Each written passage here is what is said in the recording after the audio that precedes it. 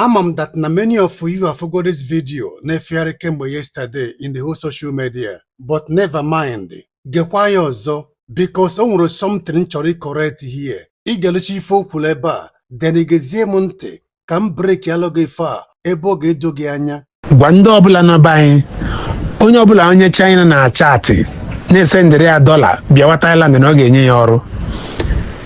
Ya mara na n'ozu ka a ga-ebunata ya.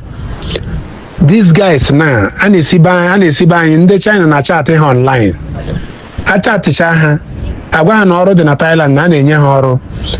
Ha chọrọ iji Abuja 500,000 1 million ndị China na-enye ha. Ha ruteze n'airport ya, ndị China bịa buru ha na moto na ha bali ha shize n'ala ebe a driver ha to Myanmar. Onye nke a nwụrụ na Myanmar, ma ndị a na-ebusi ebe a jebe Cambodia, erute ebe a nara ha bali ha rụwazie ọrụ scam ọzọ na ha na-emiti up demand, ejiri mma ahụrụ n'ọkụ pịawa ha, ma ndị a ga-adụ ha n'amụ, ma ndị a na-adụ ha n'isi. Akwụnụ hotechi useless onye nke a. Ihe a vidio mgbe ọ ka na-eshi ọnwụ, bọta ọnwụgo na ọnwụgo. Ihe abụrụ the first time ha kakwa ahụ. Enwe ndị rescue last 3 months, about 3 people dị ndụ. Ha ala akwana, ma ụmụ nwoke ma ụmụ nwaanyị. Were ihe a na-atinye na group ọbụla nọ na be anyị. Enwe group ọbụla nọ na Nigeria, pes ya this picture, tinye voice note nke gị nwa. Gwa ha sị ya na onye ọbụla na-abịa Thailand na-awụrụ onye Nigeria gbọ ya abịa. Ya bịakwana, a na-ebulatakwa ha n'ozu. Kemgbe the last 14 days, BBC and the other mainstream medias now report ife a ebe ife a na-emebu na Myanmar. Ị chọrọ ịma more about this, gaa na Google, type Myanmar scam den or Myanmar scam building. Ị ga-afụ all the information ị chọrọ ịma about this. According to the report, that particular place here, ebe ife a na-eme, bụ a very big city, a very massive city with a giant fence and a giant gate. In this very scam city here, restaurant no there, grocery stores no there, pharmacist no there.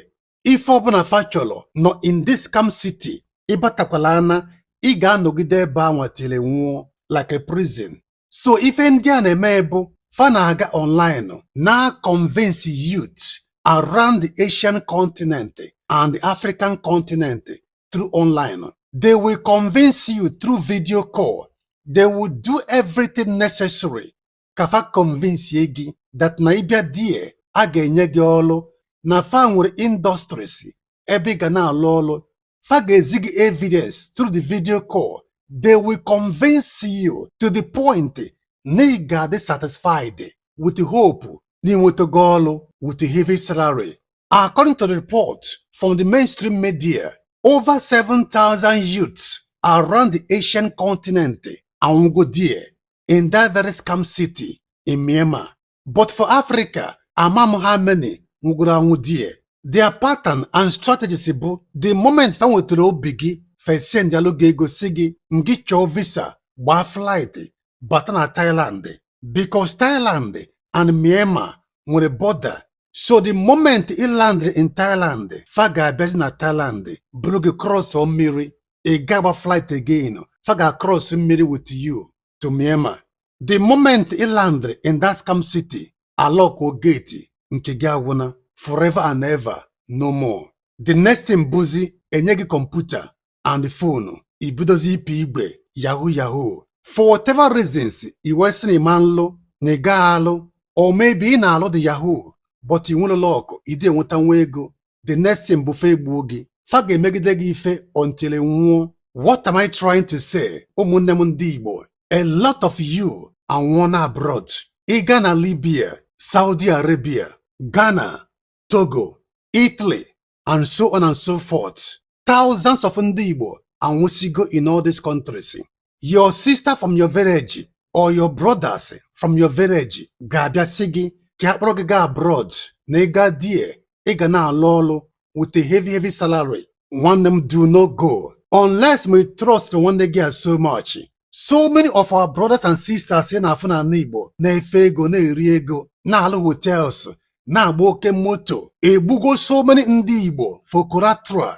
Egbugo so many ndị Igbo for slavery. Fakpọrọ gị fa hand ya go over to ndị ọcha, egbuo gị nke gị agana. Ụfọdụ ga-ebula akpa afịa ọgwụ ike were gị mere collateral batazie n'ime ana Igbo na-eri ego but so many ọbara na-ebe akwa n'isi ya ejikwana ndụ gị agba game because ndụ ka mkpa karịa ego.